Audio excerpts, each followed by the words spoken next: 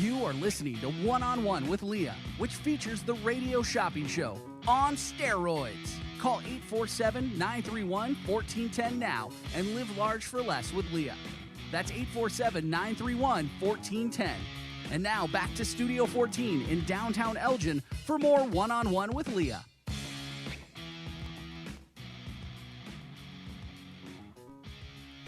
All right, everybody, and welcome back to WRMN AM 1410. Of course, reminding everyone that you can listen not only on WRMN, the radio station, whether you've got a radio in your house. It's interesting. I'm talking right now. I've got Gary in here, and it's Ottaviano. I got it right from the get-go. That doesn't happen very often, Gary.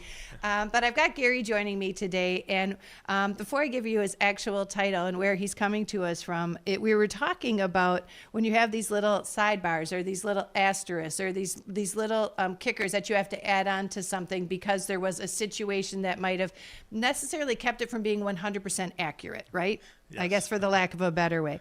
But what I was going to do is I was going to say, so if you're listening to your radio right now, because as time changes, there's a lot of people that just don't use their radio or have a radio in their house or have a radio, that plays all the time. I think in our era, you and I are probably close in age, but in our time, it was known our radio was the main source of information in our house. Yes, it was. Yeah. And so when you start talking, we were mentioning this yesterday. I said our radio is, and I'm going to ask you, just pull your microphone a little bit closer to you there. There you go. We want to make sure we can hear what you have to say. But in our day, the radio is how you found out if there was a school closure or you found out what was going on for news in the area, right? Yep, that's correct. And, I have a unique privilege of, I'm a volunteer out at Cantini Park. And, of course, Colonel Robert McCormick, who was a publisher of the Tribune, also was instrumental in starting a local radio station in the Chicago area called WGN. Really? But he was one of the first cross-merchandisers in history, because most people don't realize that WGN stands for World's Greatest Newspaper. Yep. So he started a radio station to basically promote his newspaper. Got it. That was a key element to marketing at the time. I'm hearing this story like a deja vu. Somebody just told me that yesterday or the day before. Really? Like somebody who I'd met with brought up that storyline too. Because I remember being in awe, and I thought, well, first of all, the cross marketing, is brilliant. So you can't deny the guy's brain, right? You gotta appreciate that. And the reason that I brought Gary is joining us today. It's our honor actually to have him in studio, is because we have Bethlehem Lutheran Church is celebrating their 49th Strawberry Festival. So how exciting is that, 49 years in running? It started in 1973. So as we were discussing earlier, unfortunately, there were a couple of years of COVID in which the Strawberry Festival couldn't take place. However, 49 years, and it's run by volunteers of Bethlehem Lutheran Church. If folks don't know exactly where Bethlehem Lutheran Church is, it's 340 Grand Boulevard, which may not mean much to people because Grand Boulevard isn't one of those popular streets. That's right. It's on the east side of Elgin. But what is unique about Bethlehem Lutheran Church is it's right across the street from Lord's Park. Nice. So that's one of those mainstays that can't miss it, right? You can't miss it, yes. And for individuals, I always think of who get their strawberries, and I'm such a big fan, and I've had listeners, there's times, it's always on a weekend that I have to be out of town, which is, it just happens to work that way. But I've had listeners bring me some of the strawberry jams, and I've been doing the interview as long as I've been here, doing the interview for the Strawberry Festival. So it's kind of important to me, too, especially knowing the fundraisers, because you involve a lot of organizations. Has it always been, or let me ask this, Gary, did it start out as being one or two, or how did you get involved with doing all the organizations? I'd actually want to go back in history to how Bethlehem Lutheran Church was started. Bethlehem Lutheran Church has been in the Elgin community for 152 years. Wow. And it started actually as a group of, there were community groups that were a part of the Lutheran Church, but they were heavily involved in supporting many community organizations and causes. And so the challenge for a pastor coming into the church was how to corral all of these strong independent groups that were doing all this wonderful work in the community, but happened to be a part of the Lutheran Church. And the Lutheran Church originally was on Fulton Street, up until 1957. And in 1957, the congregation outgrew that building and bought property from Elgin Academy, which was part of that athletic field, and then built the current building in 1957. This is why Gary's a perfect person to come in here, because honestly, it's really unique. I love listening to Gary and learning things like this. So there's this long history of the church and the congregation providing support to the community. So it's not something that just happened because, well, that'd be a nice thing to do, but it was something that was really inbred into the congregation and this feeling of service to the community. So what's unique about Strawberry Festival is that, number one, it's all volunteers from our congregation, but two, 100% of the money that is raised goes to community organizations and services. Absolutely. Fantastic. And so that does make it very unique and very exciting to be a part of. But what kinds of organizations? There's an individual that does a mission trip to El Salvador this year. The YWCA receives funds. The Women's Crisis Center receives funds. We also do work from Operation Sweet Life, which is a program that supports veterans. And so there's a wide array of community organizations that submit proposals for funding, and that is reviewed by a committee of the Strawberry Festival. And then those awards are granted, and they come and receive those awards at a church service. And the congregation has a chance to, number one, hear what they've been supporting. So they know what they're working so hard for, right? But also give recognition and appreciation to the people that are there representing the organizations. It's just a wonderful event, and some very, very worthy causes. You know, it's interesting because I've always wondered, how is it that you come across? Because I know as a radio station, we get tons of people asking for help or donations, and you'd love to help everybody, but you just can't. So I've always wondered how it is that somebody comes. So people can submit applications to see to be considered. Operation Sweet Life is one of the newer ones that you've had most recently. It's a 501(c) that's dedicated to assisting veterans for housing essentials. So they do have a Facebook page. So if you wanted to learn more information about Operation Sweet Life, that would be the way to find out more. But they do have a Facebook page if you wanted to find out more information on them. But and that's the one reason that I appreciate having you in studio, because we get to learn a little bit more about this. So for the Strawberry Festival, whereas strawberries, this is the one thing I'm always amazed at the Strawberry Festival, is because strawberries in the month of May are not an easy thing to come by in bulk to do and pull off one of these. So this thing starts planning like last year for this Strawberry Festival. There's a lot of planning that goes into it. I can share with you that the people that have been manufacturing the jams in the kitchen of the church have been doing this now for several weeks. So there have been production lines that have been ongoing. But I guess the best way to describe, if nobody has been to Bethlehem Lutheran Church, the best way to describe when you come up to the church is the entrance is in the back of the church. So it's a little confusing when people drive up. They go, well, I see the front door, but how do I get in? Right. So there's a drive on the north side of the church to drive around the back, and you can park in the back. And actually, the activities start immediately when you come into the back of the church, because we'll have an antique fire engine, which will be providing rides for children. Fine. And then as you walk in, there's 2 levels of the church. On the top level, there will be vendors that will be selling, slightly used jewelry and other craft items and some really neat stuff. And just as a little sidebar, for anybody who might not be familiar, there's a real cool trend that's happening right now that people are donating jewelry and changing it and exchanging for it. So that's a real cool thing. So it's smart that they brought that to the table. Yeah, it's called New to You Jewelry. Yep. There you go. Okay. Yep.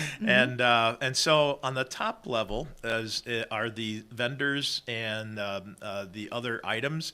And then if you go to the bottom level of our church in Wittenstrom Hall, that is where all the goodies are. So baked goods, we're selling spring plants, and then you have chocolate dipped strawberries, strawberry shortcake, all cookies, all the things that you're not supposed to be eating if you're on a restricted. But we'll see. We're going to say diet. we're getting exercise that day, going up and down. So we're getting our exercise. So we have. One person did ask me before too, because there is different levels on it. You guys have an elevator there? There is an elevator. So if you have limited mobility, there is an elevator that will allow you to get to the lower level or to the second level. Which is good to know for those of you who are inquiring. Yes. One other thing I did want to say, like you mentioned that it comes right from the minute you walk in the door. This is probably, is this one of the largest fundraisers that you have throughout the year? Yeah, this is our major fundraiser. It's an annual, most people big know Bethlehem Church for the just for the Strawberry Festival. Yeah. They go, oh, that's the church with the Strawberry Festival. And so the other thing I want to add is that as you talk with people in the community, what they also remember is they can also buy strawberries. Or they can buy other kinds of things. In other words, they'll buy strawberries and shortcake. Where do you guys get the strawberries from? Oh, that's a secret. I don't want to Okay, share got it. that. Yeah, they don't want that kind of, because then everybody would be there. But that's what I mean. I think that's probably what is. It's before we get strawberried out. Do you know what I mean? Yes. That you guys host this event. So it's enough to kick us off and start thinking, oh, summer season and fresh strawberries and shortcake and all that, which is the great thing about it. But I do know it takes, like I said, a lot of planning. Even the fact that you're talking about all of these extracurricular activities that people are going to have, the rides for the kids. Yep, there'll be rides, there'll be crafts, arts and crafts for children. So if you've got some small children in tow and you're going, well, I would like to do some things for myself. Now what do I do with my children? They'll have arts and crafts and other kinds of things to occupy the children too. And I love the idea. We're going to take. Can you be around for a little bit yet? I'll be happy to. All right, we're going to take a real quick commercial break because I want to talk a little bit more about not only Bethlehem Lutheran Church, because I love hearing the history on it, but also talk about giving some accolades, because I know that this is not a one-person gig. This is a lot of people volunteering their time for the passion of the projects. We'll talk about those in a little bit more as well. We're going to take a quick commercial break. We got Gary Ottaviano joining us in studio today. We'll be back with more with WRMN's One-on-One. We hope you're enjoying One-on-One with Leah, which features the radio shopping show, the most amazing show on the radio. Call 847-931-1410 now to live large for less with Leah. That's 847-931-1410. And now back to Studio 14 in downtown Elgin as you go one-on-one with Leah.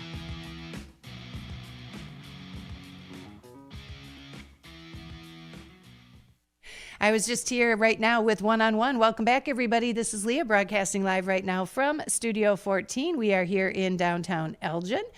For individuals who like to join us, if you listen in the last segment of the show, you will recognize that we do have a special guest. Gary Ottaviano is joining us today, and he's coming to us from the Bethlehem Lutheran Church. And the one thing I enjoy is when people give me history. I've managed to have meetings this week that every meeting I learn something new. And I love that part. We talk about the Strawberry Festival that I think pretty much has become synonymous with the Bethlehem Lutheran Church. Don't you think, Gary? That's what it's known for. Yes. There you go. And after 49 years, rightly so, right? Yes. Yep. They're going to be taking place, and the actual festival itself is taking place on a Saturday, and that's coming up on May 4th. Now, I think probably part of the calendar is to have it right before Mother's Day because it's so smart right before Mom's Day. It's scheduled specifically for that reason. Yes. Yep. So we can get out there, we can get gift ideas. We can also be talking about just doing a day with Mom, even though it's not on Mother's Day specific, but it's just a chance to get out and do something nice and celebrate. That's probably one of my biggest memories, Gary, is picking strawberries with my mom. Oh my gosh. And she's passed, unfortunately. Yeah, she just passed. But it was one of those that we'd go out and we hated it because it's a tedious chore. So when somebody is out there and you've got all the strawberries waiting for us, I will be one of those early on in line on the 4th, right? Excellent. Now, we were saying you're open from 9 until 2. This, I'm going to guess, with a success, you probably want to make sure you get there early. Yeah, it's not unusual for people to show up because I see the 2 o'clock time frame and thinking that 2 or 2:30 is still good enough. Unfortunately, in past years, we have had such a phenomenal response that we sell out of the things that people really go to there to enjoy. Right. So if you're there and you have a taste for chocolate dipped strawberries and you show up at 2:30, they may not be there. That is my weakness. And we don't want that a disappointment. Yeah. We don't want to disappoint people.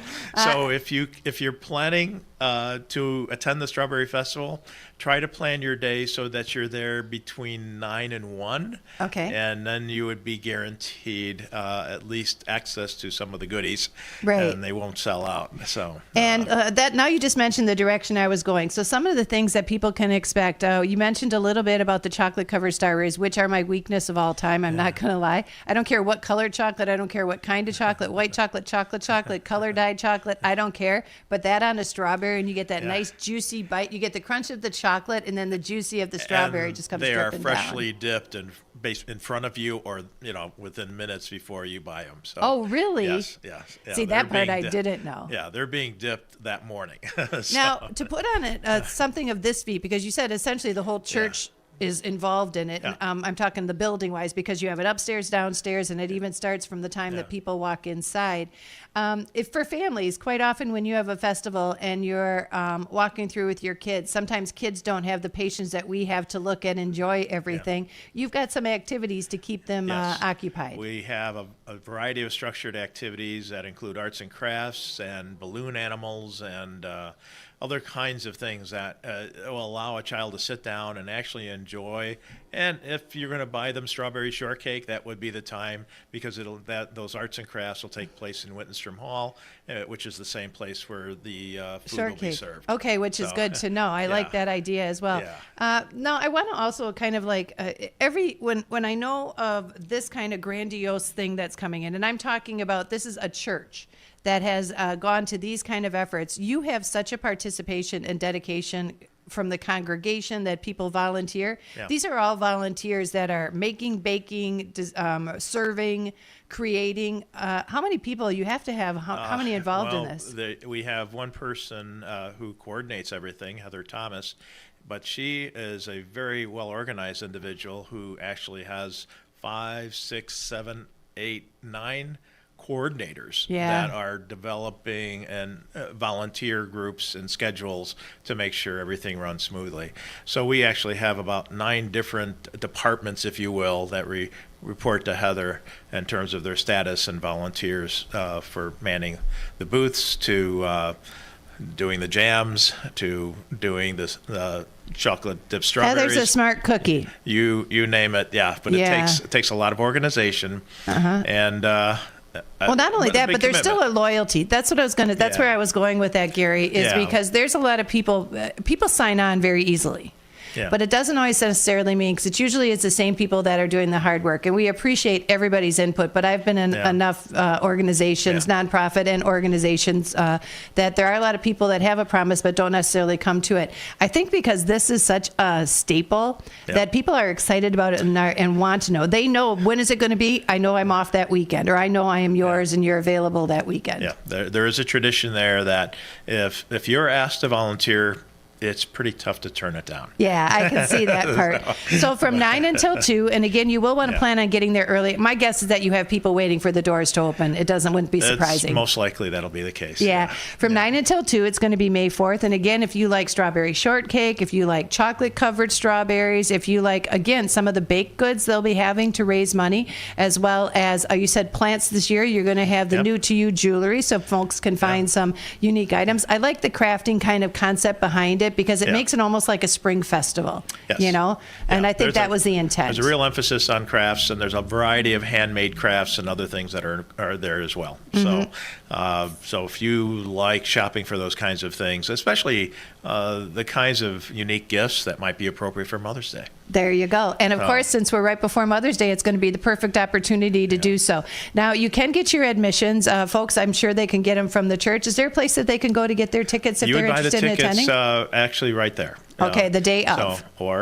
Or through you. Or if you want, you can give us a call. Yep, we've got some tickets here available. And encouraging everybody to go there, because they're not only a fantastic church, and just consider checking out Bethlehem Lutheran Church, because it's fantastic over on Grand Boulevard. Keep in mind, the parking is in the back. So if you do get there that day, be there early, and note that there is plenty of parking in the back so folks can enter there as well, right?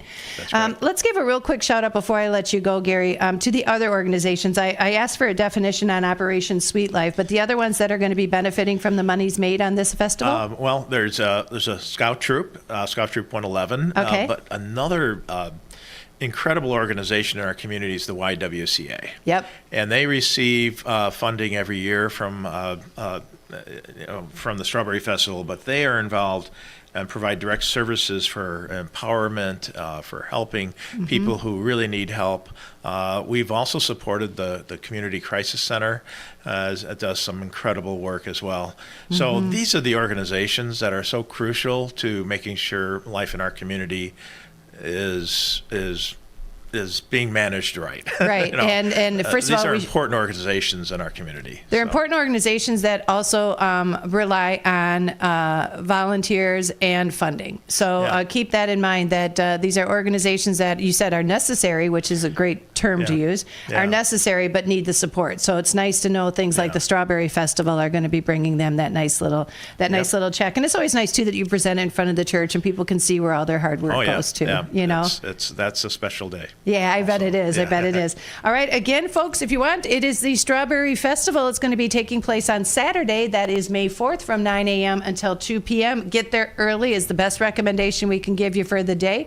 We've got some tickets available. Otherwise, you can get them right on hand. And folks, if you want to find out more information, I'm sure you can go to the Bethlehem Lutheran Church site. And I think you've even got a great pull on your Facebook page, if I remember correctly. Yes, Facebook page has a lot of information as well. So, and, you know, I'm finding these days that's the best place to go for any updated information. It's the quickest that you can change like this, right? Exactly. Well, Gary, thank you so much for joining us today, and again, giving us a little bit of the history that always adds to the ambiance of the event and activity. And plus, today it just seems to be working on history. There's a lot of stories to tell. You don't realize there was that much going on in Elgin. Well, 49 of those years of strawberries or starries has been going to the strawberries over at the Bethlehem Lutheran Church. So thank you much. We're going to take another quick commercial break. We'll be back with more One-on-One with Leah after these messages.